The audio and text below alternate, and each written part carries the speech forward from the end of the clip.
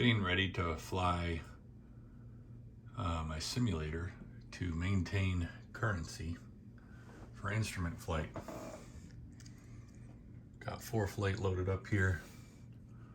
Let's go ahead and load this thing up. I'm gonna have us starting at the Greenville Downtown Airport on tower ramp by the Greenville Jet Center.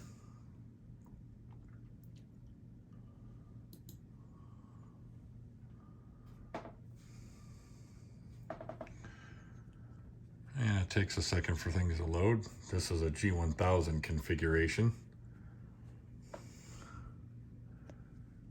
Pretty sweet little setup. I'm still learning all the ins and outs of the G1000, but I can promise you, anybody who's ever flown G1000, this is an exact replica of a G1000 primary flight display and multifunction display. Switch panel for all the things that you would expect.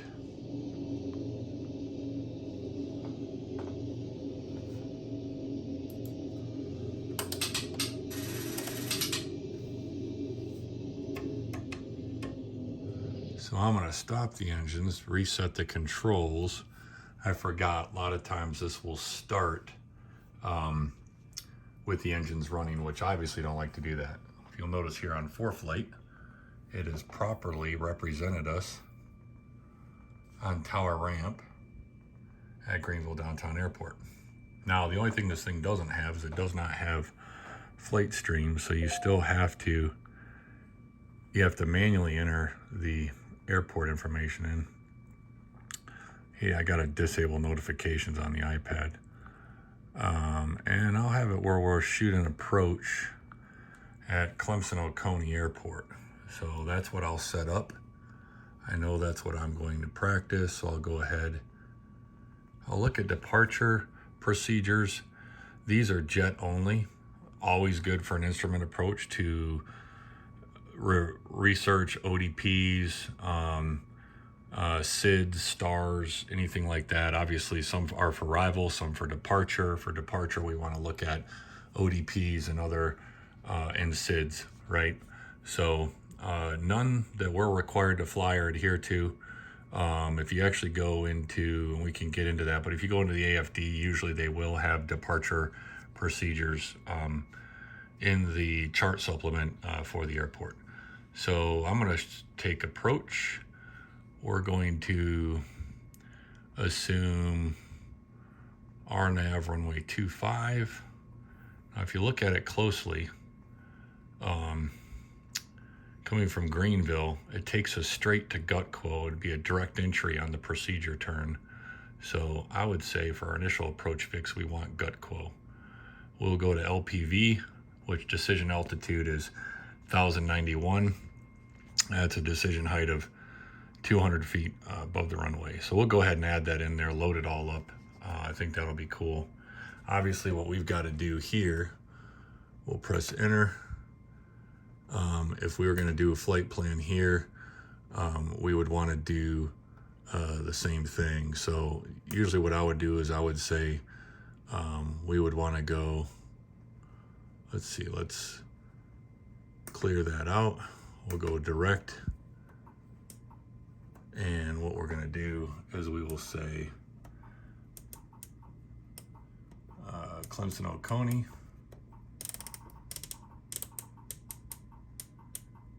And verify that that's it.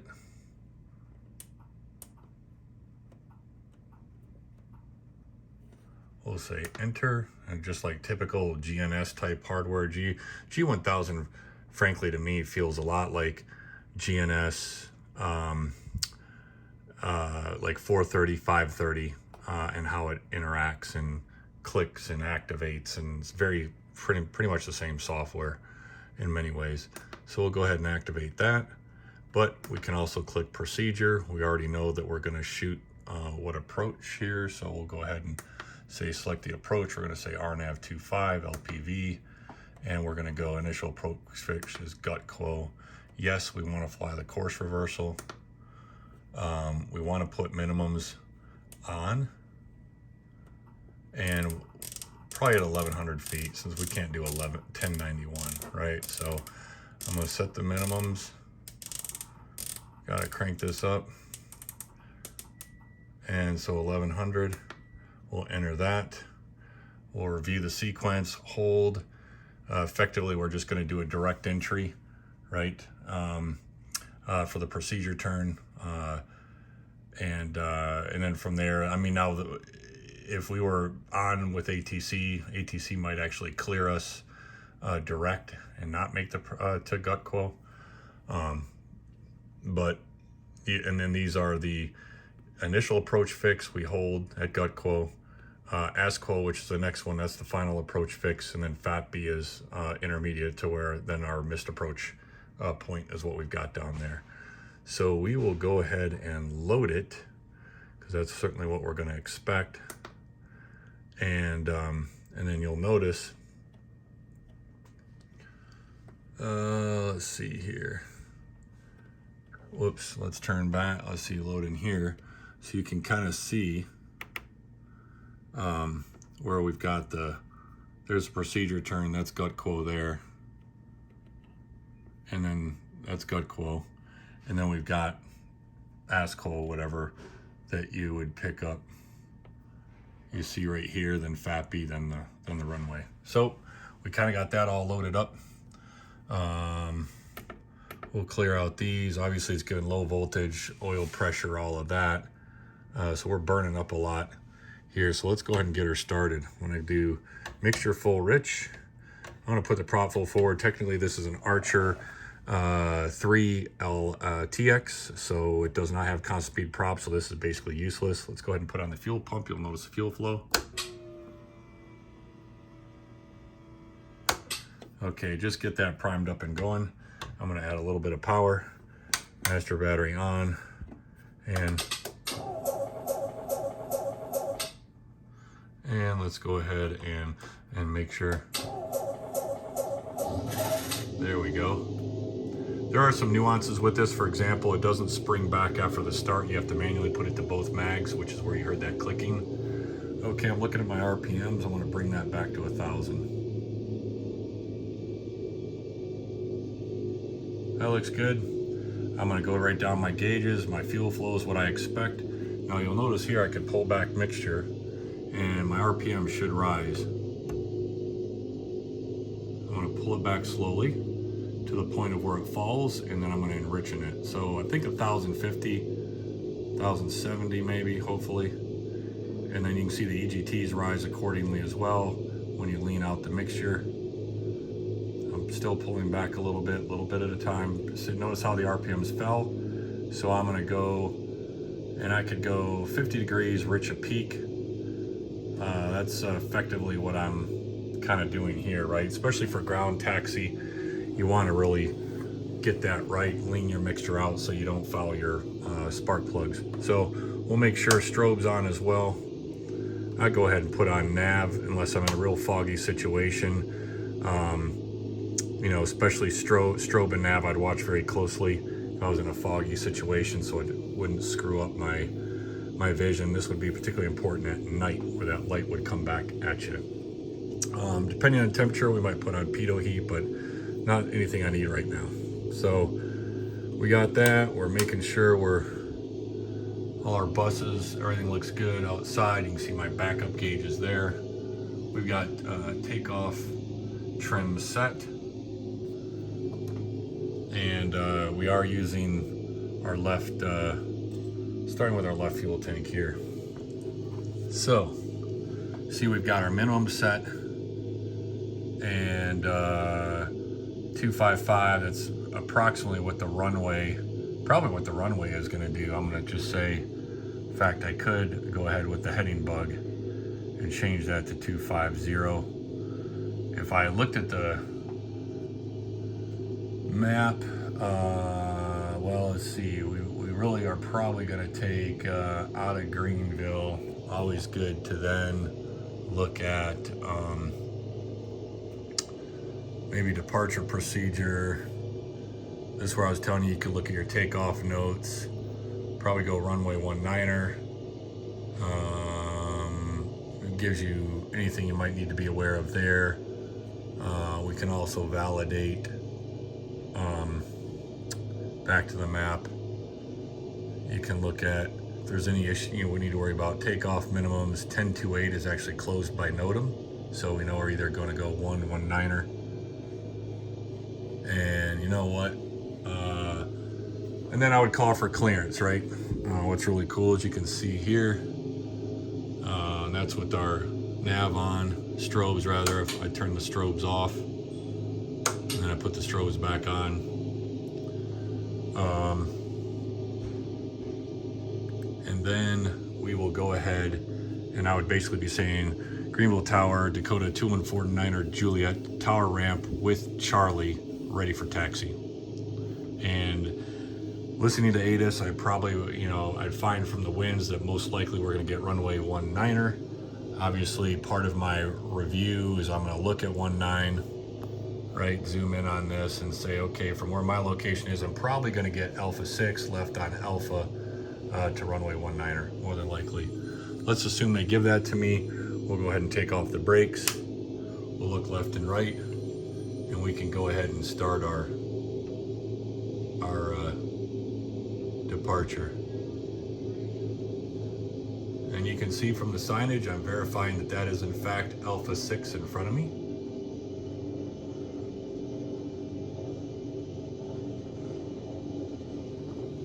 And you see I've got runway 119er in front of us, so I have to be careful. I would look left and right. We know we're going to 19, follow the red sign depicting obviously runway 19. During this time, I'm also looking at my HSI, looking at my attitude indicator, making sure everything's stable and reading as I would expect. If I had winds, I would also be setting my heading bug to handle crosswind correction even during taxi. Once you start up the engine, whether you're on the ground or in the air, you essentially pretend like you're always flying the airplane. You want to keep the wings down, and you don't want the wind to unnecessarily lift the airplane and cause a problem, either a ground strike of some sort. So yeah, all that kind of stuff we're thinking about. We are not going to do an intersection departure at Alpha 7. We're going to go all the way to the end. Using all runway available is very important. And this would be a typical thing here. I like to get, if I'm going up right up to the edge here. Runway 19. And you can see ForeFlight is absolutely warning me that I'm approaching runway 19. So it's really cool how it all connects. In any event, this is where I would set my parking brake, right? So I got my parking brake set. And this is also where I'd run up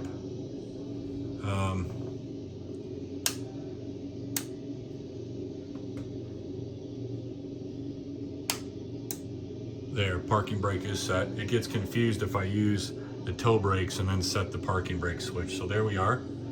And we are gonna run up full rich mixture or lean for best power. And we wanna go 2000 RPM. Maybe that's not what the Archer requires,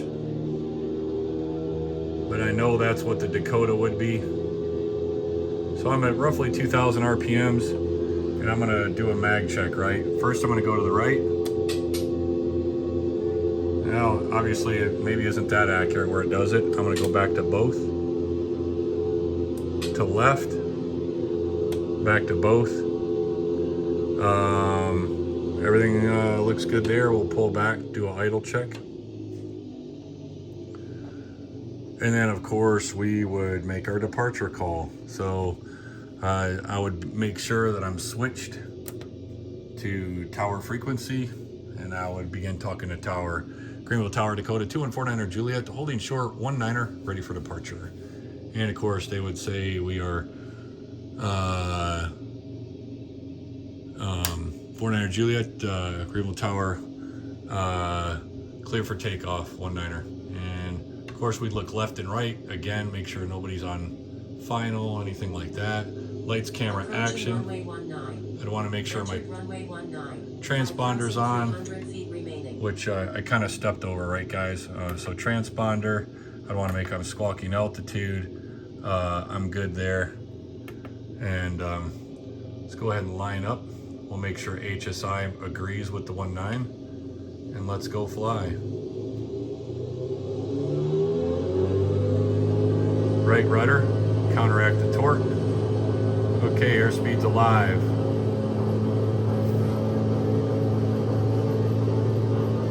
And take off. Rotate. All right, pitch down trim. Going for about 7 degrees pitch for VY at 85 knots. And you can see very quickly I'm going to get in the soup here. All right, I've got 1,060, 1,500 feet. I am 400 feet AGL. We can go ahead and activate autopilot. And you can see flight director has been engaged as well.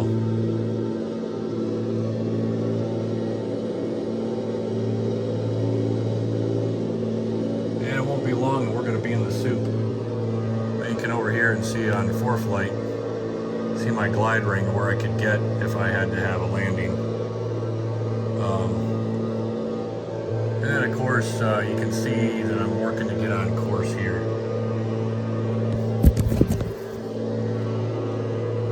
Alright, well that's a quick rundown of the flight simulator. Talk to y'all soon. Here we are, we're in the soup. I can't see a thing.